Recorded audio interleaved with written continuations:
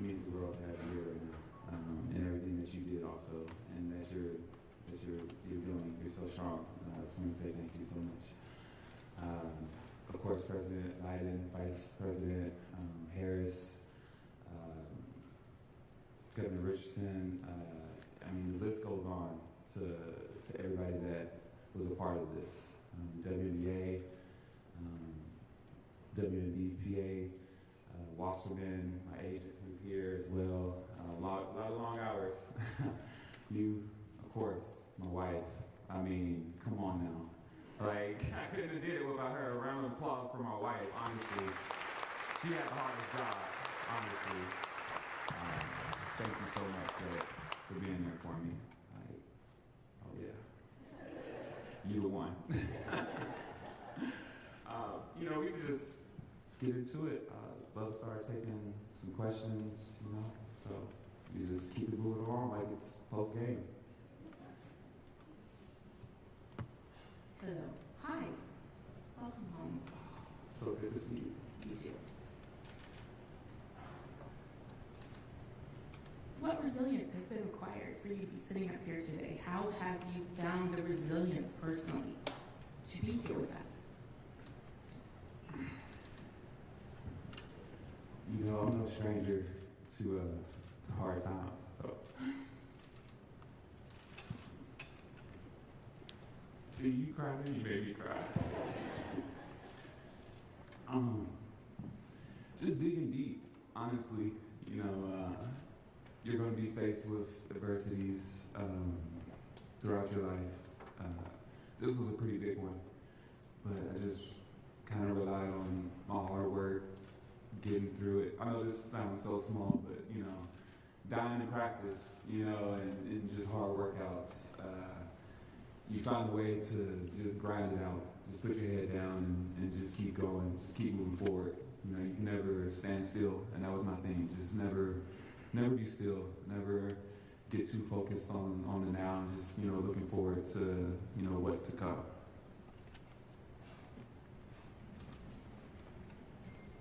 Hey, Britt, E.G. Matt Gutman with ABC News. I think I echo everyone and my colleagues here. We are so happy to see you here. Thank you. And I don't know if it was timed with your availability today, but you may know that the Washington Post, the New York Times, the Wall Street Journal put out an ad demanding the release of Evan Gershwin's today, right?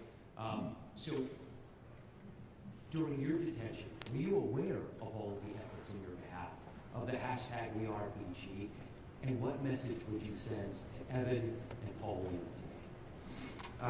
Yes, I was aware. There was a little bit of a delay in getting news sometimes, but I was aware of the efforts and everything that was going on. I was able to see pictures sometimes of different things, the WeAreBG. So just knowing that and having that, just being aware of what was going on when you don't know anything. You're there, you're sitting there, you're like, okay, I know people are fighting for me or bringing awareness to what's going on. And those times where I was able to see what was going on, it definitely, it made me a little bit more comfortable. It made me a little bit have hope, which is a really hard thing to have, a really dangerous thing to have, because when it doesn't work, it's so crushing. And I would say to everyone that is wrongfully detained right now across the world, stay strong, keep fighting, don't give up, just keep waking up, find a little routine, and stick to that routine, and just the best you can. I know that's what helped me, just find little things, if it was just whatever it was, just keep pushing, because we're not going to stop. We're not going to stop fighting. We're not going to stop bringing awareness to everyone that's left behind right now. It's Ewan Credit with CBS News. First of all, welcome back. We're so thrilled to have you here. I was wondering if you could explain a little bit about what your ordeal did for your mental and your physical health, and what your journey has been to get back to the place where you are now, where you're about to embark on the season. It was strenuous, and coming back from basically, doing nothing, not having gym or anything to be at. Getting back into it was hard. It's still a process. Just the little things. I mean, doing a plank, it was so simple before, and couldn't even stay up very long, and just a regular plank when I first came back. Because as an athlete, you always want to be where you left off. And I left off playoffs, finals, Chicago. And I wanted to be that player when I started back. And just everybody telling me to give myself grace and it's going to take time. But that's the hardest thing to do to a pro athlete, because we always want to be right back at our tip-top shape. So it's been a struggle, but like I said, it's liberating as well at the same time, just as a release, just getting back to my craft. And then being here in Phoenix, my coaches and my teammates really supporting me, at every step of the way on the court. So it's been pretty good. I am Stephanie Eel with CNN, and first of all, I have to say there's a great amount of lightness around you, which I think is kind of shocking considering what you've been through. It's extraordinary.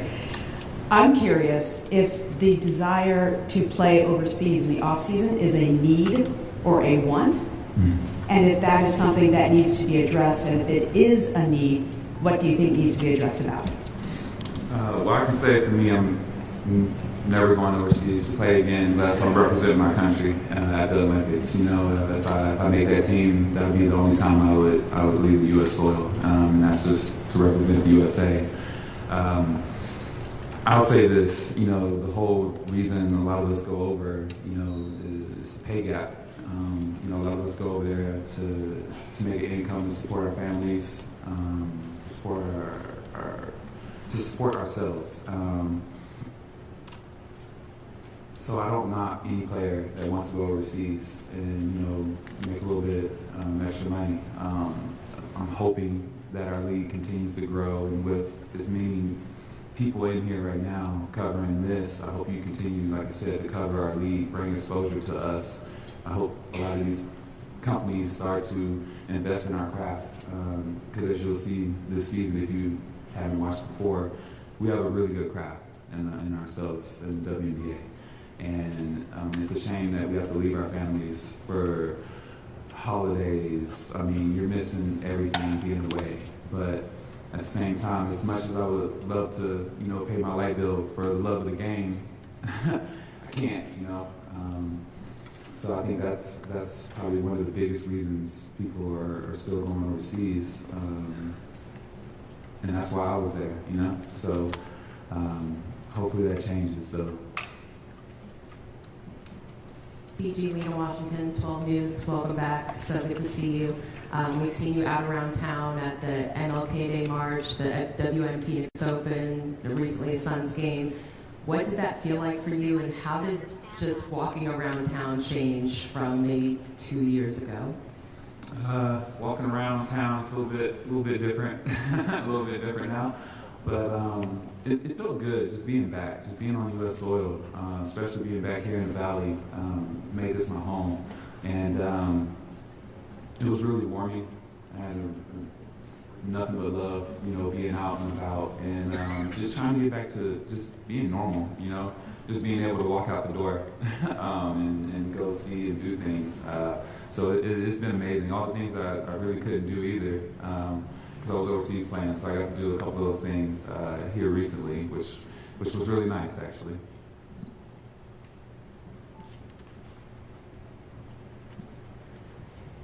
Hi, Brittney. Nick Soletti from ABC 15 here in Phoenix, and I just want to welcome you back to the Valley. I think I speak for everyone who is just thrilled to see you back here where you belong. You mentioned something I found very interesting just a few moments ago. You had said that hope is a dangerous thing to have. I was wondering if you could dive deeper into that for us, and also explain throughout this whole process if you ever had a moment where you lost hope, and how did you get that hope back? I'll say this. When I did lose my hope, looking at photos of my family, that brought my hope back. Just being able to see their faces, that did it for me, And in a moment where you kind of want to give up, you know, you look at the photos and it kind of brings you back. You know what you're waiting on. You're waiting to be back with your family, you know, with your loved ones, and in a safe place. So I'll go that far and say that. But the rest, you know, I have to wait a little bit later, catch the rest of that.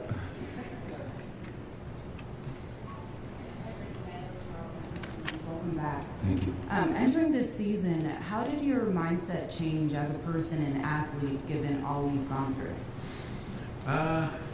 Not taking anything for granted. You know, life is short. Things can change at the stroke of a match.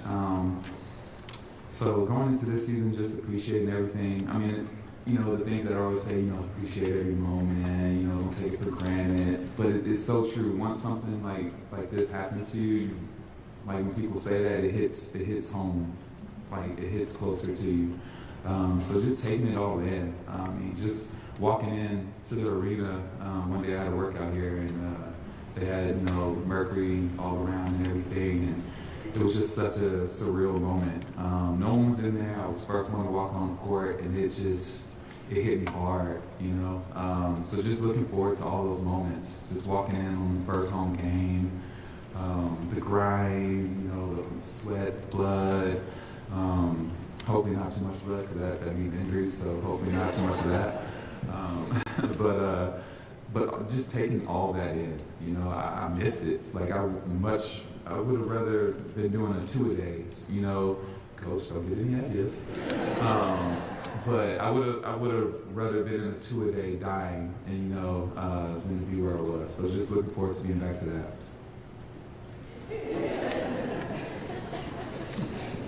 Yeah, Brittney, MA Local from ESPN.com. You've said really throughout your career that basketball was a sanctuary for you. Has it felt like that coming back? You talked about you want to be back where you were. Has it felt like a sanctuary, and where do you think you are as a player at this point, and where can you reach in this season? Well, I mean, I always believe in my ability. If we had a game tomorrow, I mean, we're gonna go get that dub. But you know, being realistic. Am I exactly where I want to be? No, but you know, I'm on the right track to getting there. That's for sure. I will say that. It's still a sanctuary. I mean, in the beginning, no. You know, the first, I want to say day, but what was the day? Like 2 weeks, first month. It was hard. It's funny because she was literally filming me in the beginning, and. Yeah, those videos are really, really different to how they are now, you know, where I'm at now. You know, I feel like I've hit the corner and just loving it now. But at first there was a point where it was like, wow, like, hey, do I really want to do this fast right now? But no, it was so worth it, so worth it. Hi, Brittney. Joe Ortiz, Arizona Republic. When you came back, Vanessa was your new head coach. How have those conversations been, and how was your support system here in Phoenix? I think the first thing I said was sorry. You know, she was with Vegas that my last year playing, and we kind of sitting at home. So, you know, I kind of made a joke about that. I'm a jokester. I use humor a lot throughout this whole experience, just laughing at things. But no, it's been great getting to know her as a person. I'm really looking forward to the season, honestly. It's going to be really good things here, and I'm looking forward to being coached by her. Hey, Brittney, Robbie Baker with Fox 10. Good to see you. Welcome home. You mentioned being back in the arena. We've seen you at the practice facility a few times with a big smile on your face. What were the emotions like the first time you got your hands on a basketball again and getting back on the court? So, the first time I had a basketball in my hand actually was in San Antonio. It was good. It was good. I got some shots up. I mean, I was in some chucks. So I was in some low top chucks, you know, just, I was outside, and, you know, like real, I thought I was like 16 again. I mean, my ankles did not like it, but it was good. I threw it down just to see, you know, I was like, let me just see if I can still throw this thing down. And I did. You got to ask. That's a good question for my wife. Ask her how it felt getting dunked on. Oops. Yeah? Did I say that? Did I say that out loud? Hi, Brittney. this is Alexis with AZ Family. Welcome home. So at this point, you become the face of Americans detained overseas. What's that feel like? How are you feeling? And how do you continue to raise awareness throughout the season and really, throughout your career? Well, I'm really fortunate to have this platform that I have, and every chance that I get, if it's wearing a shirt, saying their names, any interview that I have, and you'll see a theme throughout the season with that. That's just bringing awareness to everybody that doesn't have the platform and the followers and the exposure to everyone like this right now. That is a way that I'm trying to help out in any way that I can. We're partnering with bringing our families home in Phoenix Mercury, and we're going to be doing a lot of good things throughout this season. I know we're doing we're writing letters to the families. Fans can come and write, which I will suggest everyone doing, please, because you don't understand how good it felt to get a letter from your family, from just random people that I've never even met. It just lets you know that you're not forgotten, and it's so easy to feel forgotten, to feel like no one's thinking of you. And then when you get a letter from people that you know and people that you don't even know, it just does something to you. It just gives you like a spark of life to keep holding on, keep fighting, not to give in. So these are things that we're gonna do throughout the season.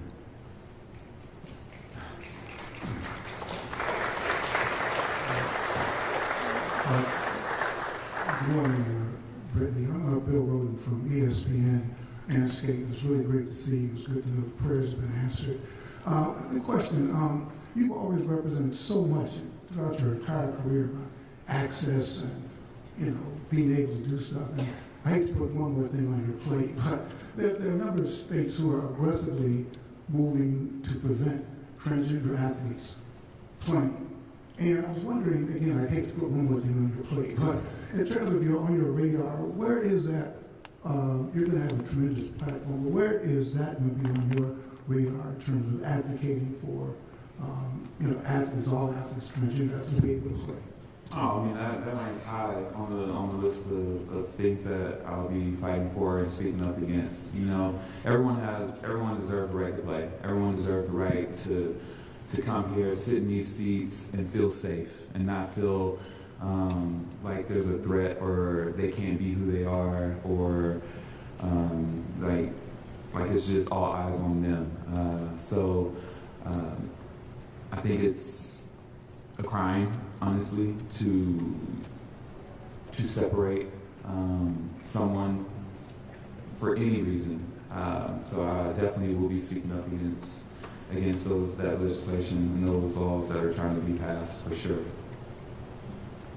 Hey, Brittney, Chris Rowe, New York Times. Two questions for you. Have you spoken with Evan, the reporter from the Wall Street Journal, or his family at all? And secondly, when you returned, did you feel any worry or guilt or any type of burden because you came home earlier than some others who were detained longer than you? Mm-hmm. If I could have went and got them out or any of that, I mean, of course I would have. I think President Biden, if he could just go over there right now and just grab everybody that's been left behind, I think he definitely would. I mean, of course.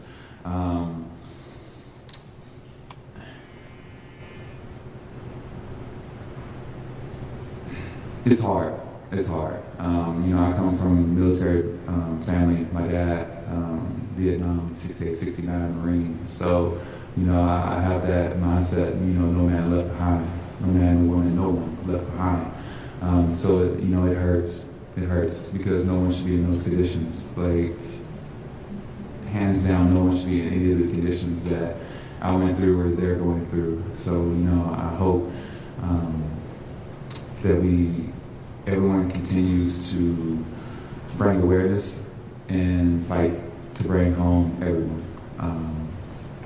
Can you say the first part of your question? Sorry about that. Yes. So I haven't spoke directly, but I do know that my team, Washington and my agent, they have been in touch with the family a lot and helping out with just, sharing knowledge, which is a big thing. Everybody's speaking, talking, sharing what they know. It goes a long way because, you're in foreign territory, you're in unknown waters, so there's a lot, that we might know that they didn't know. So there's been a lot of communication between both teams. Brittney, Jeff Metcalf right here. Hey. Welcome home. A couple things. One, Diana's still playing. What's it like being back and having another season or two with Diana ahead? And then also going back to the bubble. When you left, you got a lot of mental health. You've spoken about your mental health help that you got after that. How important was that in dealing with what you had to deal with in Russia? That helped a lot. I've always promoted, talking to a counselor, seeking therapy, any tool that will help you, get to a good centered place. And I'm still doing that as of right now. That'll never change. I think it's good to have someone to talk to, so much goes on in this world. We see so much, we're exposed to so much on social media that, it's just a lot. It's nice to have someone to talk to. Playing with Dee, who wouldn't want to play with a walking fossil? No, I'm playing. She's gonna kill me. She's gonna kill me. I'm just so glad. I was really worried, honestly. I was worried. I thought she was gonna retire on me or something while I was gone, or I would miss it, and that honestly was killing me. Knowing that was a possibility. So I'm really thankful that she's still here. She hates it, but she's a mentor. I look up to her. How could you not when you have the GOAT, right next to you? So I'm really thankful to have her another year here in Phoenix. I'm looking forward to getting out there on the court. Hey, BG. Sabrina Merchant at The Athletic. You kind of alluded to this already, but after the year that you had, how were you so certain that you wanted to play in the WNBA this year, and how were you certain that you'd be able to play so quickly after you came back? Oh, man. I've said it before. I believe in me. I believe in what I can do. I know that I can, if I put my mind to it, I can achieve any goal.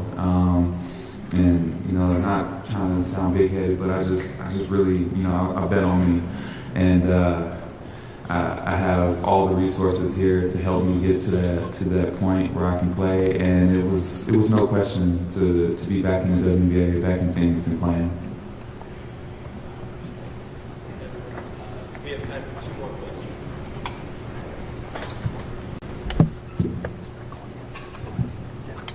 Hey, Brittney, Elliot Gavai, Sports 360 AZ. So, picking back on Jeff's question a little bit, what was the reaction being with the teammates again, and now really feeling physically part of the team again, now that you've been able to be in it a little bit longer? Just seeing everybody, just being back. On my ride back from San Antonio here, actually, I was lucky that Dee was able to come, so she was the first player that I got to see. Vince was there, and it was just really good.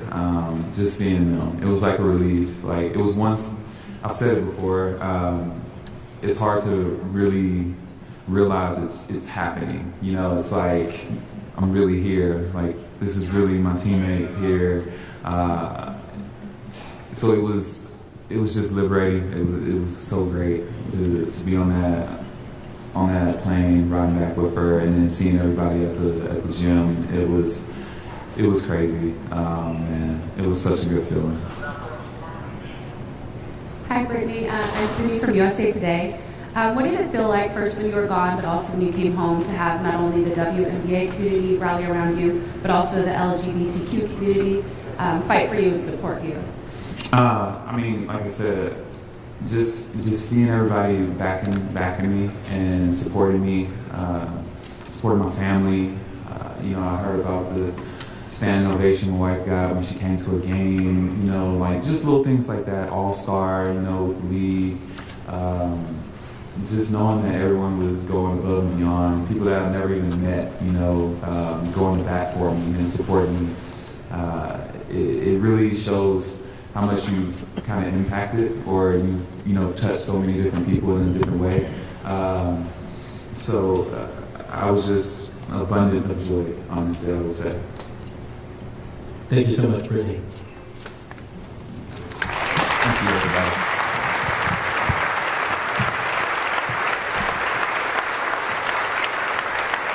Okay, thanks everyone again. At this time, we'll ask you to please join us outside for the unveiling of a mural dedicated to the fight to bring wrongfully detained Americans home. We're going to allow about 5 minutes for the press to assemble. Full information on this partnership between Brittney, the Mercury, and the Bring Our Families Home campaign can be found in your inbox and also on the one sheet you received on the way in. Following the unveiling, please join us back inside for a light breakfast reception. And again, we appreciate all your attendance. Thank you.